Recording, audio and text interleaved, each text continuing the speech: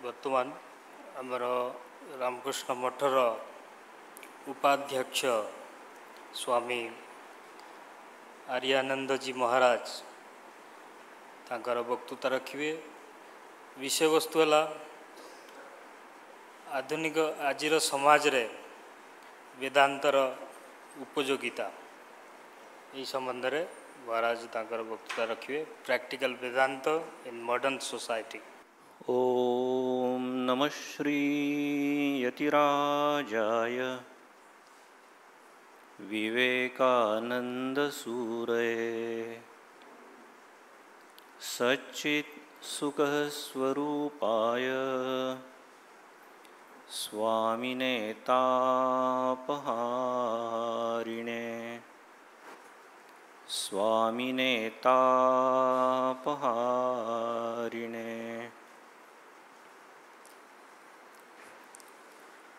मंच पर उपस्थित परम पूजनीय स्वामी आत्मप्रभानंद जी, आदरणीय प्रोफेसर दास, इस सभा में उपस्थित प्रवीण सन्यासीगण और मेरे भाइयों और बहनों, आज का हमारा विषय है practical Vedanta in modern society. सबसे पहले हम देखेंगे बिल्कुल 1 मिनट में कि व्हाट इज वेदांत। वेदांत का मतलब होता है वेदों का अंतिम भाग जो है वो वेदांत। और उस अंतिम भाग में क्या है, जनरली हम उपनिषद जिसको बोलते हैं, ब्रह्म विद्या, अहम ब्रह्मम अहम आत्मन अहम ब्रह्मास्मि। तो माने सब में ब्रह्म ही है, ब्रह्म छोड़ के सर्वम खलविदम ब्रह्म, ब्रह्म छोड़ के दूसरा कुछ नहीं है, सभी में ब्रह्म है, सब ब्रह्म ही है। Okay, so this is one part. फिर दूसरा पार्ट है प्रैक्टिकल वेदांत। प्रैक्टिकल माने क्या, हम कभी कभी बोलते हैं अरे आइडियल के हिसाब से ठीक है, लेकिन ये प्रैक्टिकल नहीं है, माने पॉसिबल नहीं है, बराबर। तो प्रैक्टिकल का एक अर्थ ये हुआ कि ये वेदांत हमारे लिए पॉसिबल है कि नहीं। दूसरा एक अर्थ होता है कि प्रैक्टिकल माने उसकी उपयोगिता है क्या, वो यूजफुल है क्या, प्रैक्टिकेबल है क्या, बराबर, वो एक दूसरा अर्थ होता है। तो अभी हम पहला अर्थ देखेंगे कि ये जो वेदांत है वो हमारे लिए पॉसिबल है क्या। क्योंकि हम क्या बोलते हैं, हम तो मॉडर्न जमाने के लोग हैं, बहुत कार्यरत रहते हैं। क्या कार्य करते हैं हमको हमारा ही मालूम है, बराबर। तो एक लड़का है, शायद यंग लड़का है, वो किसी राजा के पास जाता है। और वो लड़का माने साधारण लड़का नहीं है, उसके पिताजी एक ऋषि है। तो ये लड़का जब राजा के पास जाता है तो राजा उसको प्रश्न पूछते हैं। अब प्रश्न माने कितनी कौन सी कक्षा में हो ऐसा नहीं, क्या जॉब कर रहे हो ऐसा नहीं है, वो आत्म तत्व के बारे में बहुत सारे प्रश्न पूछते हैं। और अनफॉर्चुनेटली इस लड़के को लगभग एक भी प्रश्न का सही उत्तर नहीं आता। अब थोड़ा सा उसको खराब भी लगता है। वो पिताजी के पास जाके बोलता है कि उन्होंने मुझे इतने इतने प्रश्न पूछे, मुझे तो एक भी प्रश्न का उत्तर ठीक से नहीं आया, आपने मुझे अभी तक बताया नहीं इन प्रश्नों का उत्तर कभी। तो पिताजी बोलते बेटा ऐसा नहीं है कि मुझे तुमको बताने की इच्छा नहीं थी, बात ये है, माने ये प्रॉब्लम इतने जो पिताजी लोग यहाँ बैठे हैं ना, माताजी लोग इंक्लूडिंग, इन सभी का है। वो बोलते हैं इनका उत्तर ना मुझे भी नहीं मालूम है, तो मैं तुमको क्या बताऊं। तो बोले उसी राजा के पास तुम फिर से जाओ, देखिए वो राजा है, राजा के पास जाओ, वही तुम्हारे प्रश्न का उत्तर ठीक ठीक देंगे। अब वो राजा ना उनके प्रश्न का उत्तर ठीक ठीक देते हैं, उनको वो विद्या सिखाते हैं, बराबर। और तब स्वामी जी बोलते हैं कि ये जब सब विद्या है ना, ये जो ब्रह्म विद्या है, हम लोगों को ऐसा लगता है कि बहुत ये ऋषि लोग या जिन्होंने सब कुछ छोड़ दिया है उनके लिए ही ये विद्या, ऐसा हमको जो लगता है। तो स्वामी विवेकानंद बोलते हैं कि ऐसी बात नहीं थी। तब मेनली ये विद्या राजा लोगों के पास थी। अब राजा लोग कितने हेक्टिक रहते विचार कीजिए, फिर भी उनके पास ये विद्या थी। हमको जो लग रहा है ना कि हम मॉडर्न ज़माने में हम बहुत हेक्टिक है, बहुत कार्यरत रहते हैं, तो इन राजा से ज़्यादा तो कार्यरत नहीं रहेंगे हम। तो ये आरुणी और ये श्वेतकेतु का एक किस्सा है, मैंने अभी जो बताया। दूसरे और एक राजा देखते हैं, उनका उल्लेख हम जो श्री रामकृष्ण के भक्त है, बहुत बार श्री रामकृष्ण वचनामृत, गॉस्पेल ऑफ श्री रामकृष्ण में हम बार बार पढ़ते हैं। विदेही जनक, जनक राजा है, लेकिन उनका टाइटल क्या है, उनका विशेषण क्या है, क्या बोलते हैं उनको? विदेही जनक, माने जो देह से अलग हुए हैं, वो उनका देह बोध नहीं है, तो उनको वो ब्रह्म ज्ञान प्राप्त हुआ है। जो वेदांत फिलॉसफी है वो अपने जीवन में उन्होंने उतारी है, अब वो भी तो राजा है। और तीसरा उदाहरण कि जो हम सभी लोगों को मालूम है, भगवान कृष्ण। अब भगवान कृष्ण ने जितने उद्योग किए हैं और किसी ने नहीं किए होंगे। अब युद्ध लो, दोस्तों के साथ अच्छे संबंध, सभी सभी सभी बराबर ना। अब वही भगवान कृष्ण अर्जुन को वेदांत फिलॉसफी सिखा रहे। गीता को हम क्या बोलते हैं? वेदों का सार बोलते हैं हम। अब सिर्फ वो लेक्चर दे रहे अर्जुन को, ऐसा नहीं है। भगवान कृष्ण ने वो जो भी अर्जुन को बताया ना, खुद के जीवन में संपूर्ण उतारा है। अब कृष्ण भी तो इतने बिजी थे राजा, अगर राजा के हिसाब से ही देखते हैं तो। और राजा, राजा माने क्या, अंग्रेजी में हम जिसको बोलते हैं एडमिनिस्ट्रेटर। और एक सुंदर शब्द हमारे लिटरेचर में आता है, राजर्षि। व्हाट इज राजर्षि? राजा प्लस ऋषि, बराबर। तो जिस राजा में ऋषि के भी गुण है, और थोड़ा सा भी उल्टा करेंगे हम, एक कोई ऋषि है और प्लस वो एडमिनिस्ट्रेटर भी है, तो वो भी राजर्षि हो गए। अब सबसे बेस्ट उदाहरण जो हमारे हृदय के बहुत करीबी उदाहरण है, हमारे शरद महाराज, स्वामी शारदानंद जी महाराज, हमारे रामकृष्ण मठ मिशन के एग्जीक्यूटिव चीफ थे, वो एडमिनिस्ट्रेटर थे। तो एक प्रकार ही वॉज अ किंग, राजा थे, बराबर। और सब क्वालिटी उनकी देखिए, ऋषि में जो लक्षण रहते सभी शारदानंद जी महाराज में लक्षण है। और इसीलिए अब उनको भी तो ब्रह्म ज्ञान हुआ है ना। अब शारदानंद जी महाराज से तो ज़्यादा हम कार्यरत नहीं, ना आप लोग ना हम साधु लोग हैं। ऐसा मत समझिए कि मैं आप लोगों को ही बोल रहा हूँ, हम साधु लोग भी यहाँ बैठे हैं। तो नहीं, ये पॉसिबल है। और स्वामी विवेकानंद क्या बोलते हैं अभी शॉर्ट में, what is the goal of Vedanta? बहुत सिंपल डेफिनेशन उन्होंने बताई है, eternal calmness during intense activity.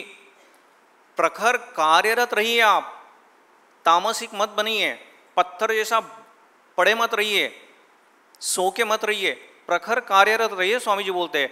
But at the same time eternal calmness, वो काम करते करते भी आपके मन में प्रसन्नता, शांति रहनी चाहिए। ये हम बराबर शरद महाराज के जीवन में दिखते हैं, शारदानंद जी महाराज के जीवन में देखते हैं। वहाँ उद्बोधन में कितना एक नॉइजी वातावरण रहता था, और फिर भी जो ग्रंथ उन्होंने लिखा है, लीला प्रसंग, जो सदियों तक अभी काम में आने वाला है, जो ग्रंथ, या जो प्रैक्टिकल वेदांत जो बोल रहे हैं, अगर हम ये ग्रंथ पढ़ते तो लोगों को लगेगा कि हाँ, श्री राम कृष्ण प्रैक्टिकल वेदांत का जीवंत मूर्तिमंत उदाहरण थे। ये ग्रंथ समझ के हमें बराबर समझ में आएगा ये पढ़ के। तो ये ग्रंथ इतना सीरियस ग्रंथ, वहाँ लिखा है सब काम करते करते माँ के पास कौन जा रहा है, वो तो बोलते हैं ना, मैं माँ का दरबान हूँ यहाँ। ये कार्य करते करते कर रहे। राधु का प्रॉब्लम रहता था, सब स्वामी जी लोगों को संभालना पड़ता था उनको, और एट द सेम टाइम वो जीएस भी थे, एग्जीक्यूटिव चीफ भी थे। ये सब करते करते भी इतना सारा ग्रंथ लिखते। आप बोलेंगे स्वामी जी सिर्फ उन्होंने ग्रंथ लिखा, एक आधा तो कोई नॉवेल हम भी लिख सकते हैं। नो, महाराज बोलते हैं इस ग्रंथ में ऐसी एक भी बात नहीं लिखी है जो मैंने खुद अनुभवी नहीं है। तो ये सब बातें पॉसिबल है। अब हमें प्रश्न निर्माण होता है ना कि सचमुच में इतने जो हेक्टिक लाइफ था इनका, इतने प्रखर कार्यरत थे लोग, ये अगर कर सकते हैं तो हमारे जीवन में क्यों नहीं होता? तो ये वेदांत फिलॉसफी हमारे जीवन में क्यों नहीं उतरती? बराबर ना? एक लड़के का उदाहरण देता हूं, फिर बताता हूं हमारे जीवन में क्यों नहीं उतरती। उस लड़के का नाम है, शायद मेरा प्रोनाउंसिएशन थोड़ा अलग होगा, कैरोली जैकेक्स उसका नाम है। वो मिलिट्री में है ये लड़का, और बहुत अच्छा शूटर है, पिस्तौलबाजी बहुत अच्छी करता है। लेकिन अनफॉर्चुनेटली प्रैक्टिस करते समय, माने सैनिक की प्रैक्टिस का अभ्यास करते समय, एक बम गोला उनके हाथ में ही फट जाता है और पूरा हाथ चला जाता है उनका। अब उनके दोस्त लोगों को बड़ा दुख होता है, और कहीं ज्यादा तो इनको दुख होता है। अब जिनका हाथ गया है, राइट हैंड चला गया है, और वो तो शूटर थे,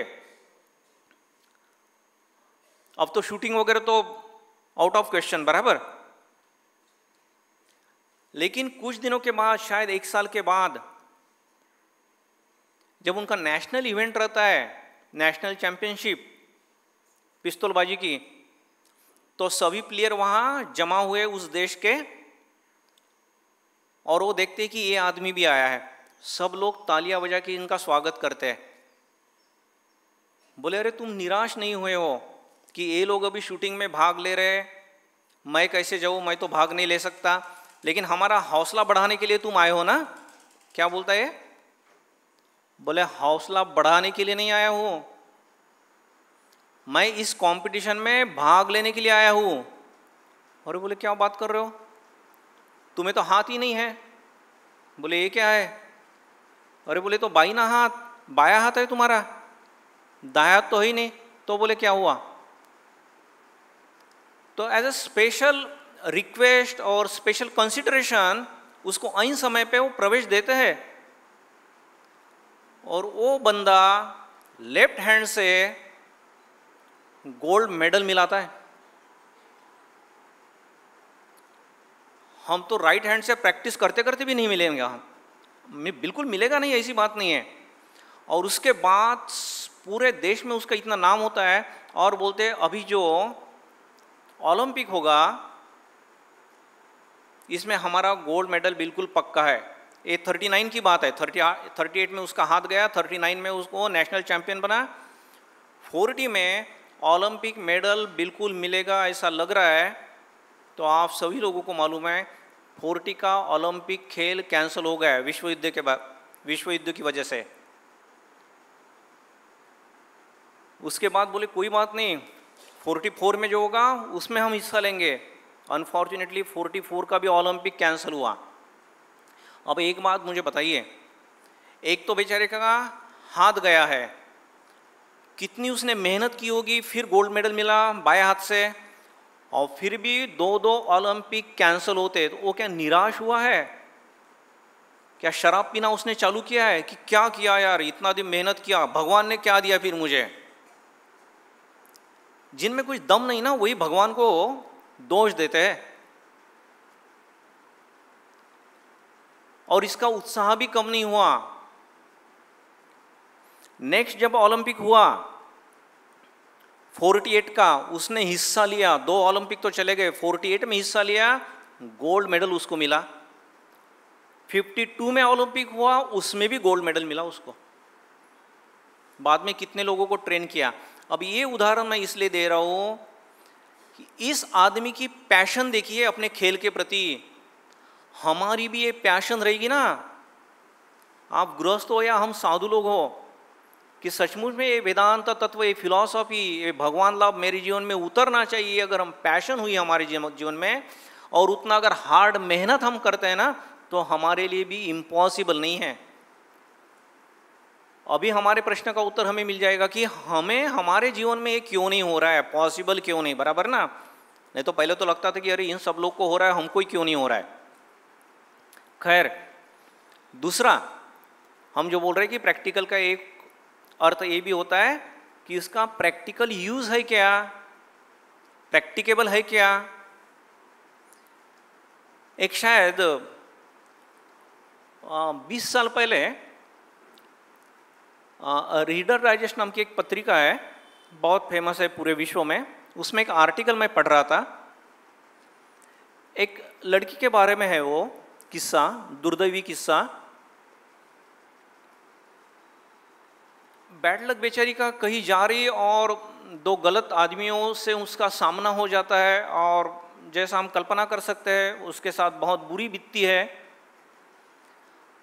अब देखिए पुलिस को जो स्टेटमेंट दे रही, क्या बोल रही है वो, बोले जब मेरे साथ ये अन्याय अत्याचार हो रहा था तब मुझे क्या लग रहा था,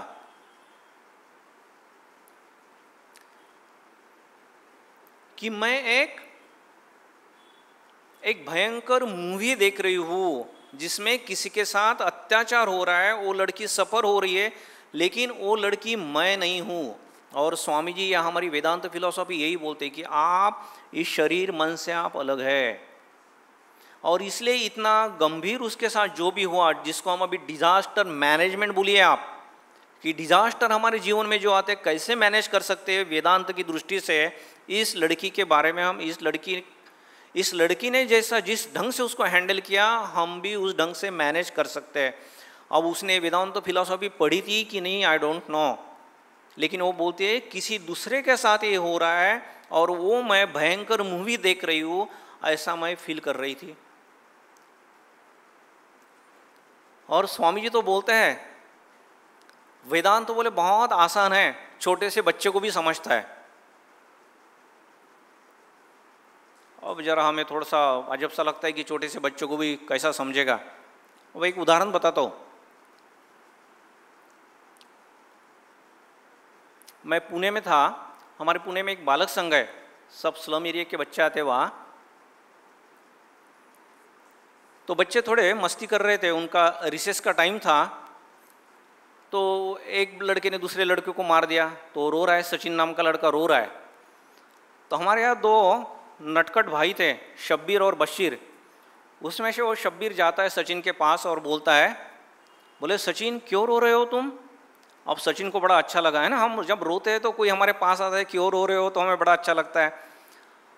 बोले देखना मुझे रमेश ने मारा। अभी सचिन की अपेक्षा थी कि शब्बीर बोलेगा अच्छा रमेश ने मारा ना, चल मैं तुम्हारे साथ आता हूँ, रमेश की वाट लगाएंगे। लेकिन शब्बीर के मन में वैसा कुछ भी विचार नहीं था, शुभ विचार नहीं था। सचिन जब बोलता है कि मुझे रमेश ने मारा, तो शब्बीर क्या बोलता है, ये लड़के तो चौथी कक्षा में भी नहीं थे, 10 साल के भी नहीं थे। शब्बीर बोलता है सचिन तुमको रमेश ने मारा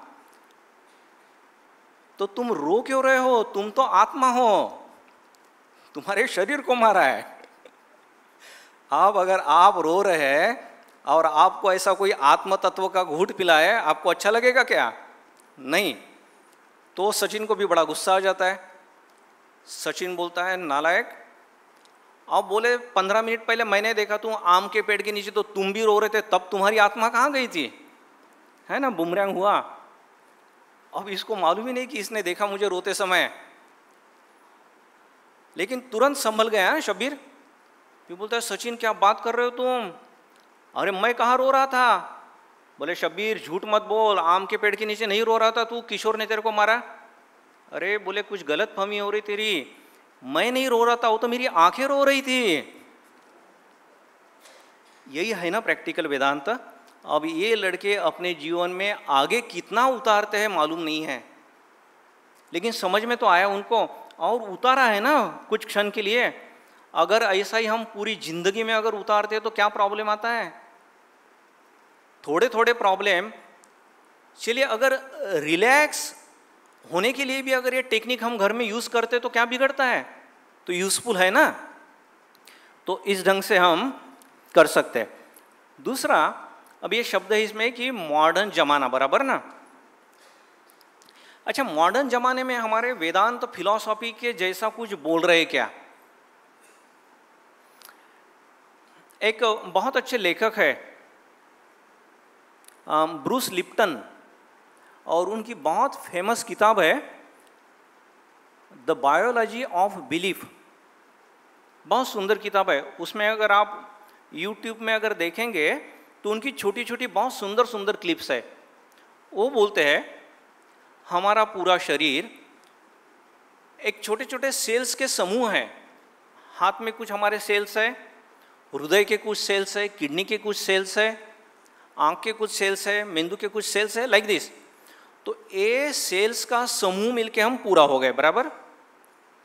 वैसे ही दूसरे आदमी भी अब ये सेल एज इफ एक ही घर में रहने वाले सब सदस्य हो गए, बराबर।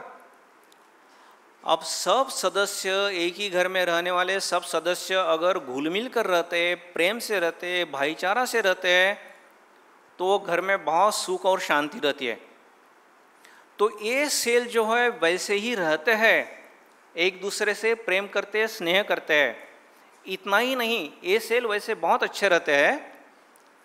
जैसे हम अच्छे आदमी हैं तो हम क्या सोचते हैं, हम भारत माता की संतान हैं, एक ही ईश्वर की संतान है, तो हमारा पड़ोसी भी हमारे जैसा ही, हमने उसको भी मदद करनी चाहिए, उससे भी स्नेह करना चाहिए, बराबर, अच्छे पड़ोसी के हिसाब से।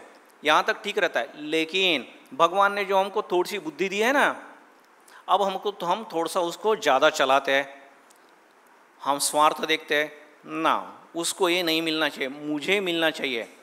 अच्छा, सिर्फ हमको मिलना चाहिए ऐसा नहीं, at the cost of others. भले मैं उसके सीने पे पैर रख के चढ़ूंगा, लेकिन वो मुझे मिलना चाहिए, मैं उसको हर्ट करूंगा। अब ये सेल ना कंफ्यूज होते हैं।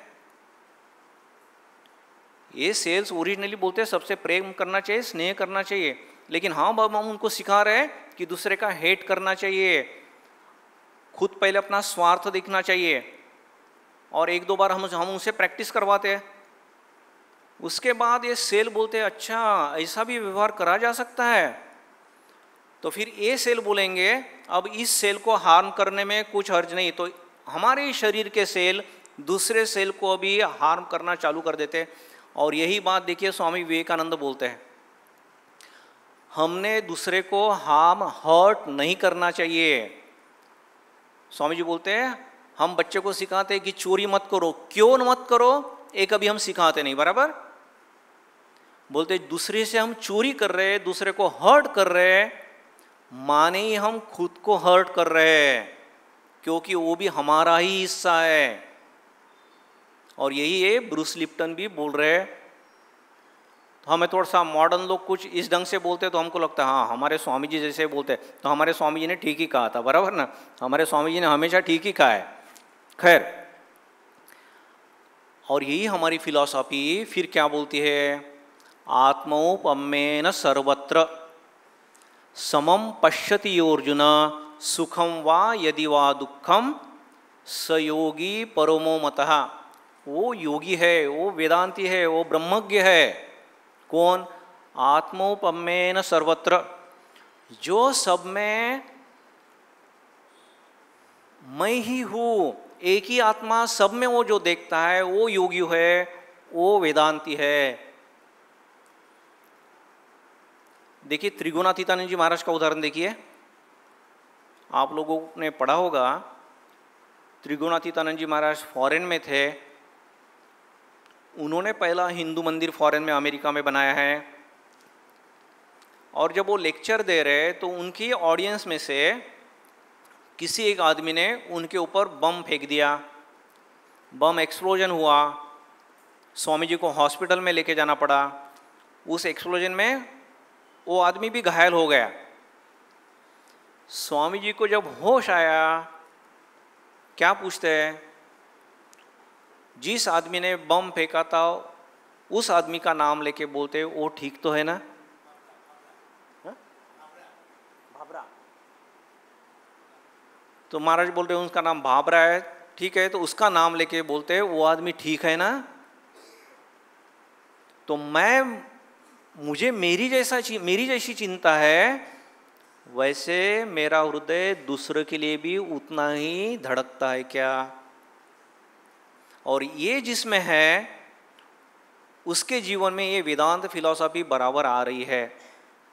हम बोलेंगे कि अच्छा ठीक है, ये लोग तो स्वामी जी वगैरह, एक कृष्ण और योन शरद महाराज ये जो भी बोल रहे हैं आपके पॉसिबल है वगैरह, सब ठीक है। लेकिन प्रैक्टिकल में हम प्रैक्टिकल कैसा कर सकते हैं ये थोड़ा सा बताइए अभी, है ना। इतना जपध्यान नहीं कर सकते आप, कुछ भी बोलिए, लेकिन ये सब लोग बहुत जपध्यान करते थे, रात रात भर जपध्यान करते थे।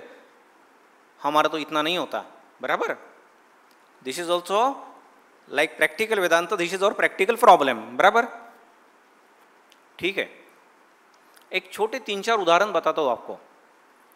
माने ये हमारे जीवन में हम इस ढंग से थोड़ा थोड़ा करेंगे ना, तो निश्चित ही हमें कुछ न कुछ ग्लिम्स मिलेगा। जैसे महाराष्ट्र में गणेश उत्सव रहता है, उसी समय एक गौरी पूजा होती है महाराष्ट्र में, या विदर्भ में उसको महालक्ष्मी बोलते हैं। तो माता जी की 2 मूर्तियां रहती है, बहुत अच्छा डेकोरेट करते हैं उनको, और बहुत सारे नैवेद्य जिसको हम 56 भोग बोलते हैं, इस ढंग से सजाते हैं उनको मस्त।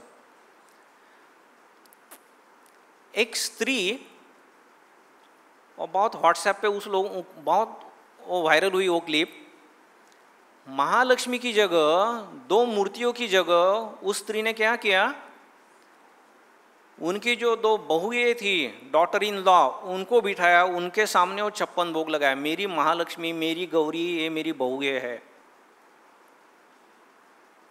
तो भगवान अगर देखना है तो हम अपनी बहू में भी देख सकते हैं ना, हमारे ससुर जी में देख सकते हैं, हमारे लड़के में देख सकते हैं। श्री राम कृष्ण बोलते हैं, एक स्त्री जब बोलती है कि बोले मेरा ध्यान नहीं होता, बराबर भटक जाता है। बोले कहाँ भटकता है? तो बोले मेरा जो नाती है ना, उसका चेहरा मेरे सामने आ जाता है बहुत बार, मेरा ध्यान नहीं होता ठीक से, भगवान का चिंतन नहीं होता। क्या बोलता थे श्री राम कृष्ण उनको? तो बोले उससे क्या बहुत स्नेह करती हो तुम? हाँ बहुत स्नेह करती हो, खिलाना पिलाना नहलाना उसको। तो बोले ठीक है ना। तो बोले ये क्या सब बंद करना पड़ेगा? बिल्कुल नहीं। अब ये सब करते करते ऐसा समझना तुम कि गोपाल को ये तुम सब कर रही, भगवान कृष्ण की तुम सेवा कर रही, बार बार सोचना, और बाकी सब वैसा का वैसा ही करना।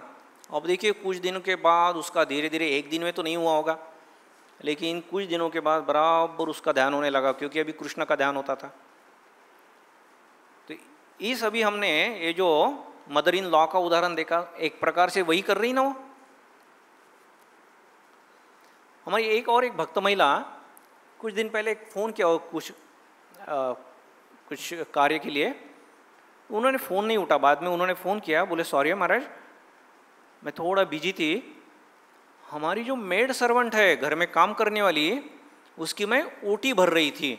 मराठी में ओटी भरना माने हम देवी को जो जो पूजा के लिए देते हैं ना, साड़ी है, ये जो बैंगल्स है, नारियल, वो सब दिवाली के समय वो अपनी मेड सर्वेंट को दे रही थी, और बोल रही थी महाराज वो भी तो लक्ष्मी है ना, वो ऊपर से देवी को जैसा हम प्रणामी देते वैसा उन्होंने प्रणामी भी दिया।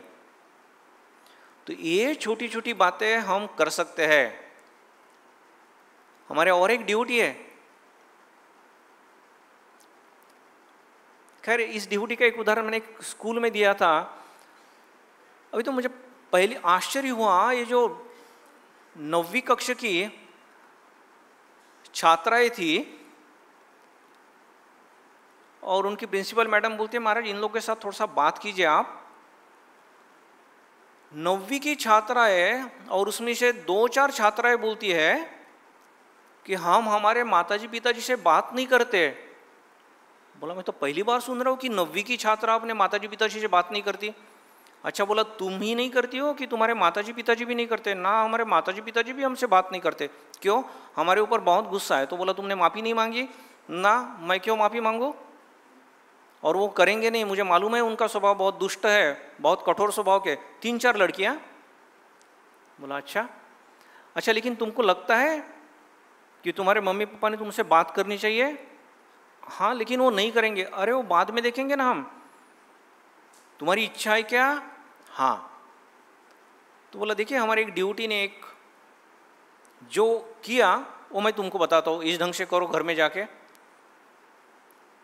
क्या किया था उस ड्यूटी ने, और जो इन लड़कियों को बताया, बोला आप जब छुट्टी में घर में जाएंगे ना, आप भले मम्मी पापा से बात नहीं करते और वो भी आपसे नहीं करते, आप बोलना कि मम्मी पापा एक रिक्वेस्ट है आपको, आप यहाँ कुर्सी पे यहाँ पे बैठिए, आप भले डांटना है मुझे डांटिए, लेकिन प्लीज़ 5 मिनट के लिए मुझे कुछ बोलना मत, आप प्लीज़ यहाँ आके बैठिए। बोला इतना तो सुनेंगे ना बेटा तुम्हारा? हाँ इतना तो सुनेंगे। उसके बाद बोला एक खाली बर्तन लेना बड़ा सा, उनको बोलना आँख बंद कीजिए मैं आती हूँ। बोला वहाँ उनके पैर के नीचे बर्तन रखो, एक लोटे में पानी लो, उनके पैर धोना और भगवान समझ के उनको प्रणाम करना।